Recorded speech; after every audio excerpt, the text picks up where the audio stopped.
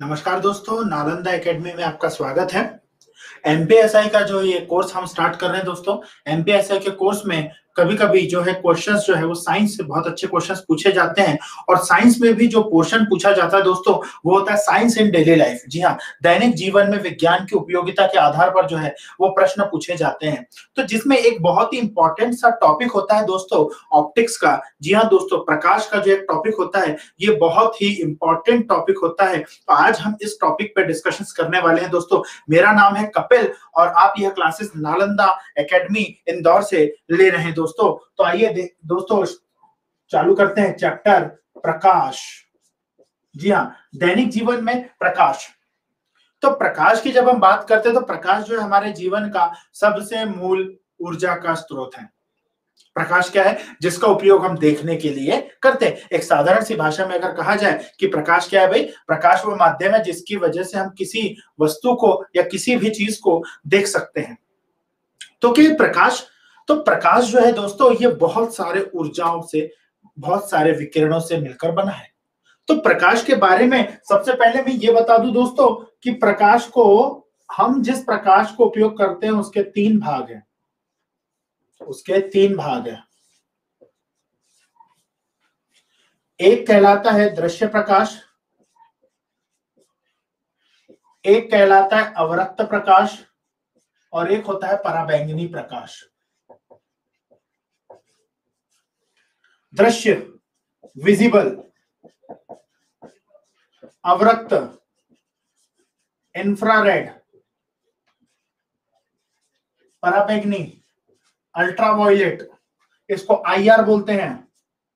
तो दोस्तों ये प्रकाश की कुछ तीन प्रकार हैं। प्रकाश में ये तीन तरीके की चीजें होती है दोस्तों। मूल रूप से दृश्य प्रकाश इसमें होता है, अवरक्त प्रकाश इसमें होता है, पराबैंगनी प्रकाश इसमें होता है। जब भी आप धूप में जाते हैं तो धूप में सबसे पहले चीजें आपको जो है वो दिखाई देती हैं। क्यों? क्योंकि उसमें दृश्य प्रकाश होता है। दूसरा, धूप में आपको गर्मी लगती है। क्यों लगती है दोस्तों? क्योंकि उसमें इंफ्रारेड होता है और आपकी जो स्किन जल जाती है या आपको स्किन की प्रॉब्लम हो जाती है, वो किसकी वजह से होती है? अल्ट्रावायलेट लाइट की वजह से होती है। इन तीनों का इंडिविजुअली अगर यूज किया जाए तो भी बहुत इंपॉर्टेंट है। जैसे कि अगर आप अपने घर में ट्यूबलाइट लगाते हैं, कोई बल्ब जलाते हैं दोस्तों, तो वो विजिबल लाइट आपको देता है। कमरे में अंधेरा है, आपने बत्ती जलाई और आपको उस कमरे में रखी हुई सारी चीजें जो है वो दिखाई देने लगती है, तो वो विजिबल लाइट की वजह से होती है। वहीं आपने देखा होगा कि जो नाइट विजन कैमरे हैं, जी हाँ, night vision camera, night vision कैमरे जो होते हैं, रात में देखने वाले कैमरे। जी हाँ, जब आप रात में देखने वाले कैमरे, जिसमें आपने देखा होगा कि जो कैमरा सीसीटीवी लगे होते हैं दोस्तों, उसमें एक लाल कलर की एक हल्का सा लाइट जो है वो ब्लिंक करते रहता है। वो क्यों? क्योंकि वो कैमरे जो है ना दोस्तों, वो नाइट विजन कैमराज होते हैं। सिक्योरिटी पर्पस के लिए इस्तेमाल किया जाता है infrared, night vision. Thermal cameras भी बोले जाते हैं दोस्तों इनको। ये टेम्परेचर बॉडी सेंस होती है, उसमें दिखाई देती है। आपने देखा होगा कई बार चोरी के या कुछ क्राइम के जो कुछ वीडियोस है, अंधेरे के वीडियोस में रिकॉर्ड हो जाते हैं, वो आईआर की वजह से रिकॉर्ड होते हैं दोस्तों। इंफ्रारेड की वजह से ये जो है वो रिकॉर्ड होते हैं जी। और साथ में आईआर का इस्तेमाल जो है दोस्तों, वो गर्माहट, हीट जनरेट करने के लिए भी किया जाता है। कुछ जो पेशेंट्स होते हैं, पेशेंट्स की सिकाई करने के लिए भी हम इंफ्रारेड लैंप, जी हाँ दोस्तों, आईआर लैंप का इस्तेमाल भी करते हैं। जी हाँ, लाइट लेना बोलते हैं इसको कुछ लोग जी। और उसके बाद में अल्ट्रावायलेट, तो जैसा कि आप जानते हैं भाई, कोरोना काल में हम लोग चल रहे हैं, तो अल्ट्रावायलेट का काम जो होता है बेसिकली वायरस, बैक्टीरिया आदि को मारने के काम आता है अल्ट्रावायलेट।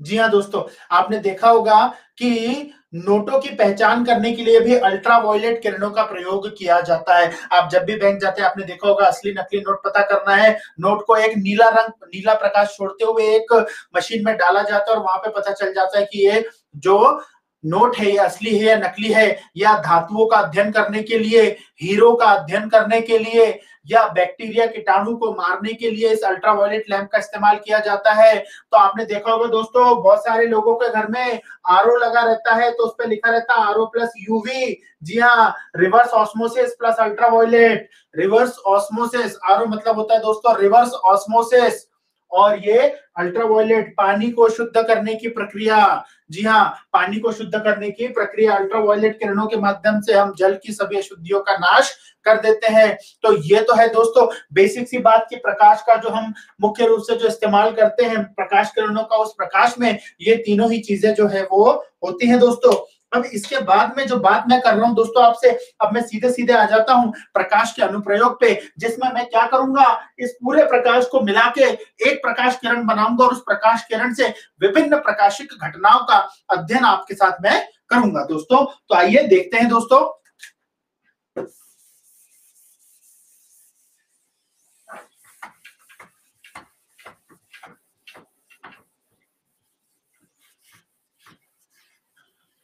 तो सबसे पहले दोस्तों हम बात करते हैं प्रकाश संबंधी कुछ घटनाओं की, कुछ विशेष घटनाओं की। सबसे पहले जो बचपन में आपने पढ़ा होगा प्रकाश का परावर्तन, दूसरा पढ़ा होगा आपने प्रकाश का अपवर्तन, और तीसरा आपने पढ़ा होगा वर्ण विक्षेपण।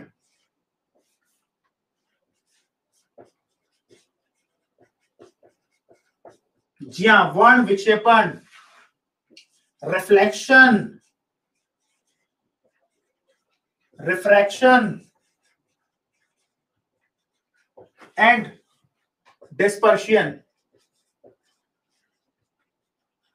जी हाँ, प्रकाश का परावर्तन, अपवर्तन और वर्ण विक्षेपण। दोस्तों तो जब हम प्रकाश के परावर्तन की बात करते हैं, प्रकाश का परावर्तन, जब भी प्रकाश किरणें किसी सतह से टकराती है और हम तक वापस आती है, हम तक कब वापस आएगी, देखिए हमें कोई भी वस्तु तब दिखाई देती है जब वो वस्तु पर पड़ने वाला प्रकाश हमारी आंखों के रेटिना पर आकर टकराता है दोस्तों। तो वो जो प्रकाश का घटना होती है, प्रकाश के द्वारा जो घटना दिखाई जाती है, उसे हम परावर्तन का नाम देते हैं दोस्तों। परावर्तन, बिना परावर्तन के हम किसी भी वस्तु को देख नहीं सकते। वहीं जब हम अपवर्तन की बात करते हैं दोस्तों, तो आप देखेंगे कि जो भी वस्तुएं पारदर्शी होती है, जिनमें से प्रकाश जो है आर पार जा सकता है, जब ऐसी वस्तुओं का अध्ययन करते हैं तो हम लोग बात करते हैं अपवर्तन की। तो दोस्तों परावर्तन के लिए हम लोग किसका इस्तेमाल करते हैं दोस्तों, दर्पण का इस्तेमाल करते हैं। परावर्तन के लिए मिरर, मिरर का इस्तेमाल करते हैं। एक अच्छा परावर्तन यदि हमें देखना हो तो हम दर्पण का इस्तेमाल करते हैं। वहीं ये जो अपवर्तन है, अपवर्तन के अंतर्गत दोस्तों आते हैं हमारे लेंस, लेंस जिसको आप लोग चश्मा लगाते हैं, जो अपना स्पेक्टिकल्स लगाते हैं, ऑप्टिकल्स चश्मे जो है ये लेंस से बनते हैं। आप जो आंखों पे चश्मा लगाते हैं दोस्तों, प्रकाश की किरणें उसमें से आ भी सकती है और जा भी सकती है। इस घटना के लिए हम रिफ्रैक्शन का इस्तेमाल करते हैं। और वहीं जब आपने देखा होगा कि दोस्तों अंतरिक्ष में, आसमान में बारिश के दिनों में कभी कभी इंद्रधनुष दिखाई देता है। जी हाँ दोस्तों, इंद्रधनुष, रेनबो। तो ये रेनबो जो है दोस्तों, ये प्रकाश के वर्ण विक्षेपण के कारण होता है। प्रकाश के वर्ण विक्षेपण के कारण होता है, क्योंकि दोस्तों प्रकाश जो है श्वेत प्रकाश, जी हाँ मैं बात कर रहा हूं किसकी, श्वेत प्रकाश की, व्हाइट लाइट की। तो जो दोस्तों श्वेत प्रकाश है, व्हाइट लाइट, ये 7 कलर से बना होता है, 7 रंगों से मिलकर बनता है, 7 रंगों से मिलकर, 7 कलर्स। और ये 7 कलर कौन कौन से है दोस्तों, बचपन में आपने गाना गाया होगा, बेजानी हप्पी नाला, बेजानी हप्पी नाला, या वी बग्योर, VIBGYOR। तो इसको ऐसे याद कर सकते हैं दोस्तों, VIBGYOR, विबग्योर से आपने याद किया होगा दोस्तों, violet, indigo, blue, green, yellow, orange, red, बैंगनी, जामुनी, नीला, हरा, पीला, नारंगी और लाल। ये आपने बचपन से गाना गाते आए होंगे दोस्तों। जब भी बड़ा अच्छा लगता है, जब भी परीक्षा में आता है तो बड़ा अच्छा, बड़ा इंटरेस्टिंग सा लगता है हमको। कक्षा 10वीं की परीक्षा में काफी लोगों से ये प्रश्न पूछा गया है और पूछा जाता है कि भाई इंद्रधनुष के 7 रंगों का क्रम बताइए, तो हम बड़े आसानी से बता देते हैं दोस्तों। याद रहता है हमको, बेजानी हप्पी नाला, विबग्योर, तो उससे हम इसको बता देते हैं दोस्तों। तो ये बहुत आसान सा तरीका होता है। तो जो हमारा श्वेत प्रकाश है दोस्तों, व्हाइट लाइट है, ये व्हाइट लाइट इन 7 रंगों से मिलकर बना होता है। जी हाँ, ये व्हाइट लाइट जो है ये इन 7 रंगों से मिलकर बना होता है। तो जब भी इसको किसी दूसरे माध्यम से गुजारा जाता है, किसी पारदर्शी माध्यम से गुजारते हैं, तो कभी कभी जो है कुछ विशेष कारणों से श्वेत प्रकाश जो है ये अपने 7 रंगों में विभक्त हो जाता है। जी हाँ दोस्तों, ये अपने 7 रंगों में विभक्त हो जाता है। तो जब ये विभक्त होता है तो हमें इंद्रधनुष दिखाई देता है। कई बार आपने देखा होगा बारिश के दिनों में चश्मे पर पानी अगर गिर जाता है, आपका जो नंबर का चश्मा उस पर पानी गिर जाता है, तो आपको चीजें थोड़ी सी धुंधली सी दिखाई देने लगती है, या तो कभी कभी आपको चीजें जो है वो रंग बिरंगी सी दिखाई देने लगती है। तो किस वजह से होता है दोस्तों? वो होता है वर्ण विक्षेपण से ये घटना जो है देखने को मिलती है दोस्तों। तो हम इनका क्रमागत रूप से अध्ययन करेंगे, कहां कहां से कौन कौन से प्रश्न हमारे पास परीक्षा में पूछे जा सकते हैं दोस्तों, उस पर भी हम बात करेंगे। तो अब सबसे पहले जो हम शुरू करने वाले हैं दोस्तों, वो है प्रकाश का परावर्तन। जी हाँ दोस्तों, प्रकाश का परावर्तन जो है हम वो शुरू करने वाले हैं। तो आइए प्रकाश का परावर्तन पढ़ते हैं।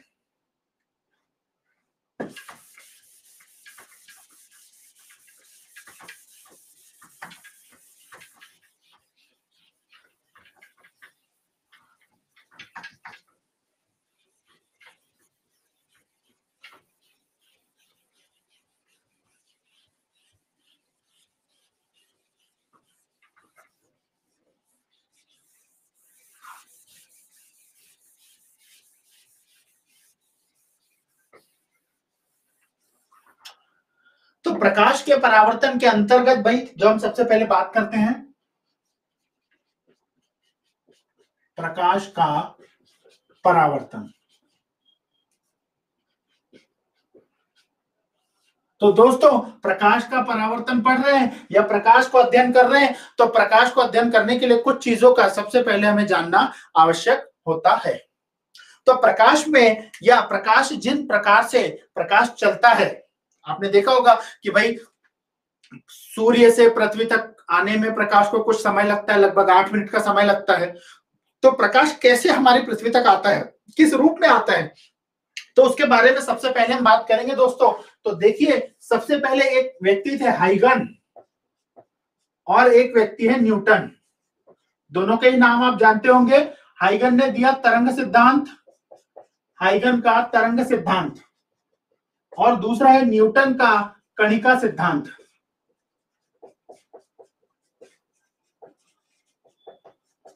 हाइगन wave theory, Huygens wave theory, और ये न्यूटन्स कॉर्पस्कुलर थ्योरी। तो ये दो थ्योरीज हमारे सामने आती है प्रकाश के संबंध में दोस्तों। ये दो थ्योरीज हमसे ये कहती हैं कि हाइगन ने ये बताया कि प्रकाश जो है, लाइट जो है वो चलता है किसके फॉर्म में? प्रकाश तरंगों के माध्यम में चलता है, तरंगों के रूप में चलता है। प्रकाश जो है वो तरंगों के रूप में चलता है। और वही न्यूटन ने ये बताया कि प्रकाश जो है वो प्रकाश छोटे छोटे फोटॉन के पैकेट्स के रूप में चलता है। प्रकाश पैकेट के रूप में चलता है, पैकेट फोटॉन के रूप में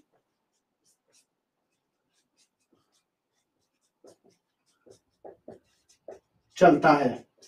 तो दोस्तों इसमें से जो थ्योरी एक्सेप्ट करी गई, जी हाँ, जो थ्योरी एक्सेप्ट करी गई वो हाइगन के तरंग सिद्धांत की थ्योरी जो है वो एक्सेप्ट करी गई। इस थ्योरी के हिसाब से, इस थ्योरी के आधार पर दोस्तों ये बताया गया कि प्रकाश जो है वो सदैव तरंगों के रूप में चलता है। आप लोगों को पता है कि भाई तरंगे जो है वो एकदम सीधी जाती हैं, जबकि कण जो है वो अपना रास्ता भटक सकते हैं माध्यम के आधार पर। तो ये दो चीजें थी दोस्तों। अब इसके बाद में प्रकाश के चलने के लिए क्या आवश्यक है? प्रकाश कहाँ चलता है भाई? सबसे पहले तो निर्वात में चलता है या किसी माध्यम में चलता है। निर्वात में या माध्यम की हम बात कर रहे हैं दोस्तों। तो जब प्रकाश की बात करते हैं निर्वात में, तो निर्वात में प्रकाश की चाल, निर्वात में प्रकाश की चाल सर्वाधिक होती है। निर्वात में प्रकाश की चाल सर्वाधिक होती है। कितनी होती है दोस्तों? सी से दर्शाते हैं 3 × 10⁸ मीटर प्रति सेकेंड। ये निर्वात में प्रकाश की चाल होती है सर्वाधिक, और माध्यम में ये क्या होती है? कम होती जाती है, कम होती जाती है। ध्यान रखिएगा, इसके बारे में भी मैं आपको बताऊंगा कि किस माध्यम में प्रकाश की चाल कितनी होती है। कभी कभी कांच में पूछ लिया जाता है, कभी कभी जल में पूछ लिया जाता है, तो इस बात को भी हमें समझना आवश्यक होता है। तो दोस्तों ये और माध्यम के बारे में दोस्तों अभी ये मैंने बताया आपको कि प्रकाश की चाल सर्वाधिक कहाँ होती है? निर्वात में होती है, और उसके बाद धीरे धीरे प्रकाश की चाल जो है वो कम होते जाती है। वहीं जब हम बात कर रहे हैं माध्यम की दोस्तों, तो माध्यम की आवश्यकता जो है, इसे पढ़ने की आवश्यकता हमें अपवर्तन में पड़ेगी, तो हम अपवर्तन वाले भाग में इस माध्यम को बहुत अच्छे से पढ़ेंगे। तो आइए दोस्तों अब जानते हैं प्रकाश का परावर्तन होता क्या है और किस प्रकार से प्रकाश का परावर्तन होता है। चलिए,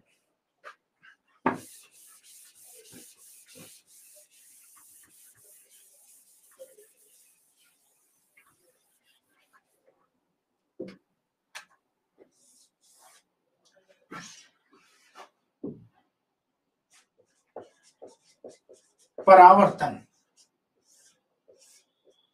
जब भी प्रकाश किरणें किसी समतल चमकदार सतह से टकराती है, जी हाँ, जब भी प्रकाश किरणें किसी समतल चमकदार सतह से टकराती है तो वह टकराकर उसी माध्यम में वापस लौट जाती है किसी अन्य दिशा में। जी हाँ दोस्तों, प्रकाश जिस दिशा में जा रहा है उसी दिशा से वापस नहीं आएगा। प्रकाश किरणें जब भी किसी समतल चमकदार सतह से टकराती है तो टकराने के बाद वह पुनः उसी माध्यम में वापस किसी अन्य दिशा में जब लौट जाती है तो इस घटना को प्रकाश का परावर्तन कहते हैं। इसको लिखते हैं दोस्तों, किसी समतल चमकदार सतह से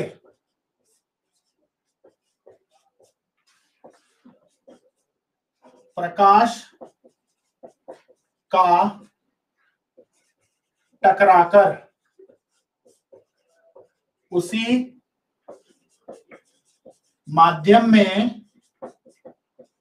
पुनः भिन्न दिशा में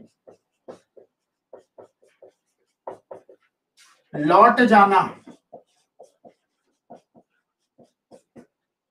प्रकाश का परावर्तन कहलाता है। अब हमसे परीक्षा में परिभाषा तो नहीं पूछेगा दोस्तों, पूछेगा जो हम उस पर बात करते हैं। तो सबसे पहले देखिए, इसको समझाने की कोशिश करता हूं दोस्तों आप लोगों को। मान लीजिए कि भाई कोई समतल चमकदार सतह ली, तो दोस्तों आप सभी जानते हैं अपने जीवन में कि एक ही समतल चमकदार सतह होती है और वह सतह होती है दर्पण। तो मान लीजिए MN कोई जो है वो एक समतल दर्पण है या कोई समतल चमकदार सतह है। कोई एक प्रकाश किरण जो इस दिशा से ऐसी आ रही है, इसका नाम दे देते हैं PQ। जब ये PQ दिशा से आ रही है तो ये Q बिंदु पर दर्पण पे टकराएगी और ये इस दिशा में वापस चली जाएगी। नाम दे देते हैं इसको QR, और इसका तीर का निशान बता देगा कि प्रकाश किरण किधर से आ रही है और किधर जा रही है दोस्तों। तो PQ जो है, जी हाँ, PQ जो है ये क्या है? आपतित किरण है दोस्तों, आपतित किरण।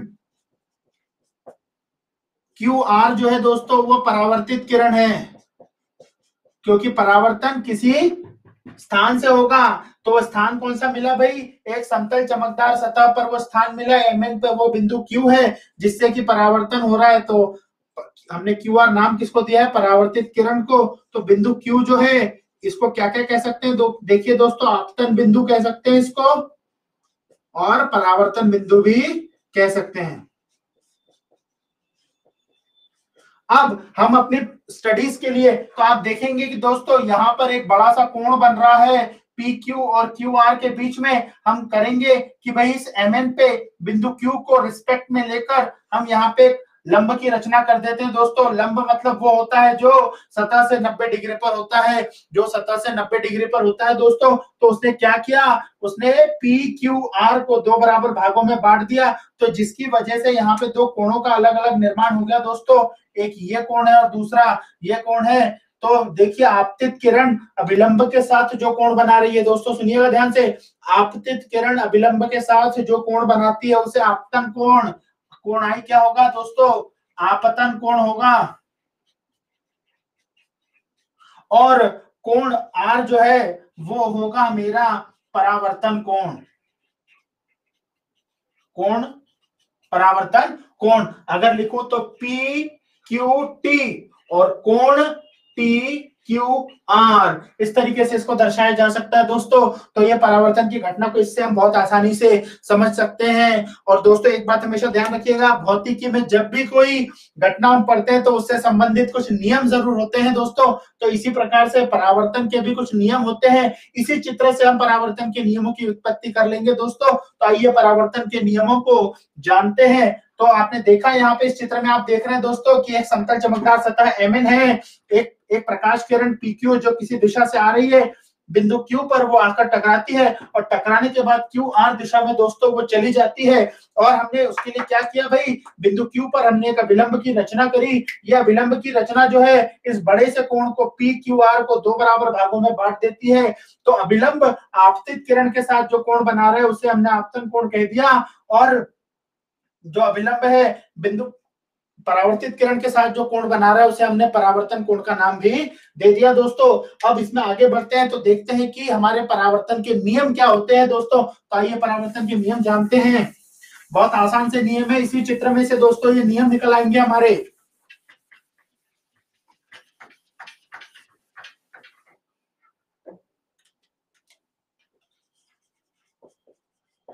प्रकाश के परावर्तन के नियम।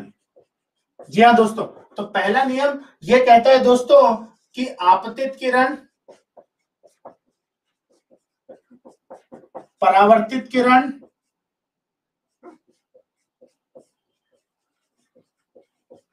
और अभिलंब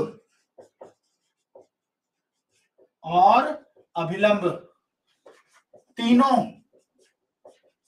तल के एक ही बिंदु पर स्थित होते हैं।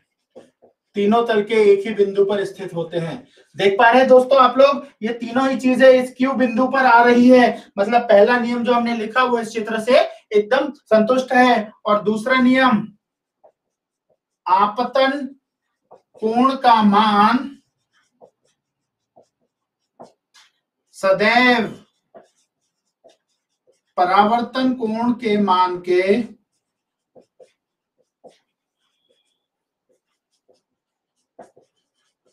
बराबर होता है।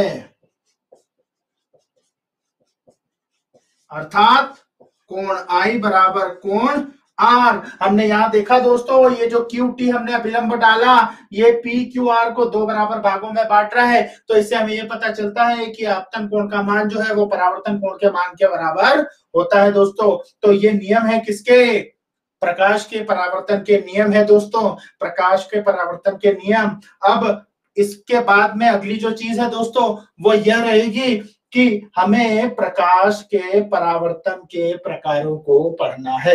जी हाँ दोस्तों, प्रकाश का परावर्तन किस किस प्रकार से होता है दोस्तों उसको हमें पढ़ना है। तो दोस्तों प्रकाश का परावर्तन जो होता है वो दो प्रकार से होता है। आपने देखा होगा कि दर्पण भी प्रकाश का परावर्तन करते हैं और कोई जमीन, कोई कागज, कोई किताब भी प्रकाश का परावर्तन करती है। तो ये परावर्तन के प्रकार क्या है दोस्तों, तो आइए अब देखते हैं प्रकाश के परावर्तन के प्रकार।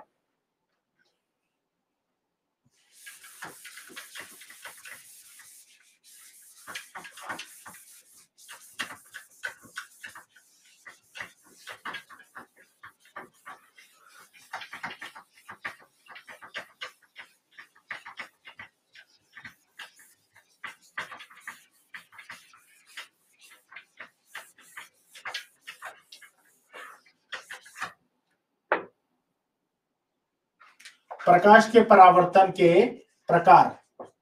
तो दोस्तों प्रकार जो है केवल दो प्रकार के होते हैं। जैसे किसी विद्यालय में, किसी कॉलेज में छात्र दो प्रकार के होते हैं, वैसे ही परावर्तन के नियम, परावर्तन भी जो है वो प्रकाश का परावर्तन जो होता है वो दो प्रकार का होता है। जी हाँ दोस्तों, अन्यथा मत लीजिएगा।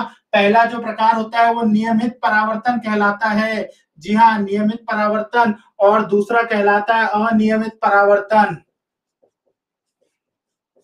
अनियमित परावर्तन, एक को कहते हैं रेगुलर और एक को कहते हैं इररेगुलर और डिफ्यूज्ड।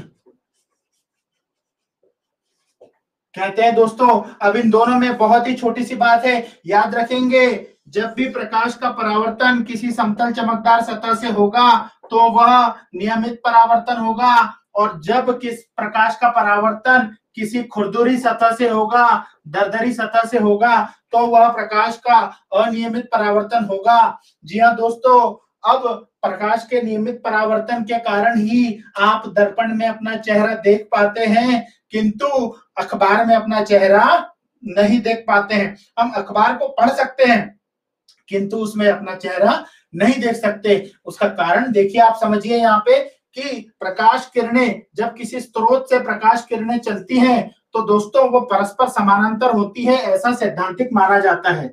जी हाँ, वो परस्पर समानांतर होती है, सैद्धांतिक माना जाता है, चाहे वो दर्पण पर हो, चाहे वो किसी अखबार पर हो। किंतु उस सतह से टकराने के बाद जब प्रकाश किरणें परावर्तित होती है, तब इस बात का निर्धारण होता है कि प्रकाश का परावर्तन नियमित है या अनियमित है। तो दोस्तों, ऐसी सतह जिस पर आने वाली प्रकाश किरणें, आपतित प्रकाश किरणें परस्पर समांतर होती है और परावर्तित किरणें भी परस्पर समांतर होती है, और जो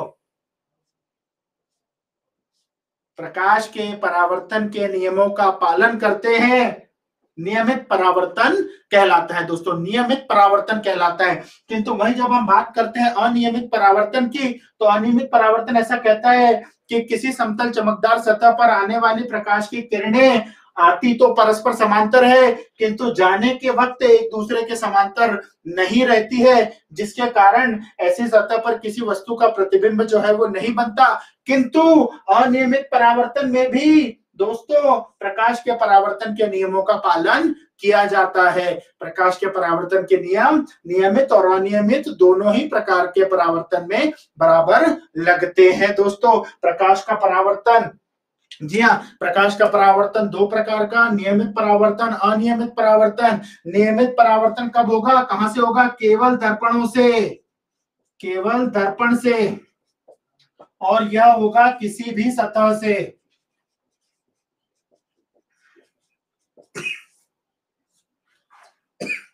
किसी भी सतह से, ध्यान रखेंगे। और दोनों ही पालन करते हैं, जी हाँ, दोनों ही प्रकाश के परावर्तन के नियमों का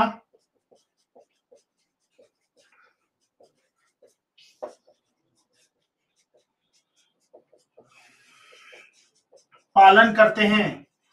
ये बात याद रखते हैं भाई, ये बात इतनी हमें याद रखनी है प्रकाश के परावर्तन के बारे में दोस्तों। तो यहाँ पर ये प्रकाश का परावर्तन के संबंध में जो बातें हो सकती थी, जो महत्वपूर्ण बातें होती हैं, वो सभी मैंने आप लोगों को बताई दोस्तों। उम्मीद करता हूँ ये क्लास आपको पसंद आई होगी। यह क्लास आप नालंदा एकेडमी की तरफ से देख रहे हैं। मेरा नाम कपिल है। आप हमारे पेज को ज्यादा से ज्यादा फेसबुक और इंस्टाग्राम पे लाइक कीजिए। Thank you.